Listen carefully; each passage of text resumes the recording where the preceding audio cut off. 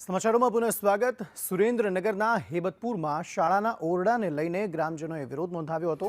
હેબતપુરમાં ગામથી 2 કિલોમીટર દૂર સરકારી શાળા બનાવવા મુદ્દે ગ્રામજનોએ વિરોધ કર્યો। વર્ષો બાદ હેબતપુર ગામમાં 6 ઓરડાની સરકારી શાળા બનાવવાનો નિર્ણય છે, પરંતુ ગામથી 2 કિલોમીટર દૂર શાળા બનાવવાનો નિર્ણય કરવામાં આવતા ગ્રામજનો જિલ્લા શિક્ષણ અધિકારીની કચેરી ખાતે દોડી આવ્યા અને 2 કિલોમીટર દૂર શાળા બનશે તો વિદ્યાર્થીઓને હાલાકી પડશે તેવું જણાવાયું હતું।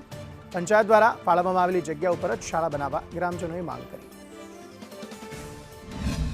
જે જગ્યા પંચાયત દ્વારા ફાળવવામાં આવી છે, જ્યારે જે તે વખતના કલેક્ટર સાહેબ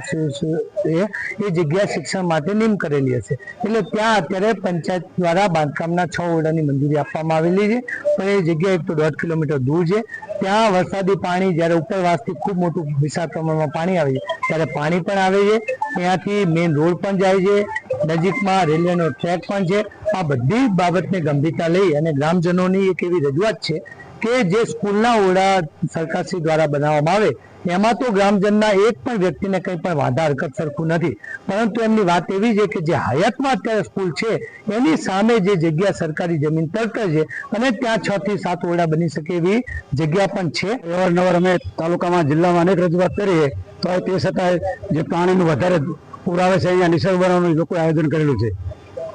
તો આ ગામજનો અને સાથે અમે બધા લઈ અને તાલુકા પંચાયતમાં મળેલ છે ટીડીઓ સાહેબને અને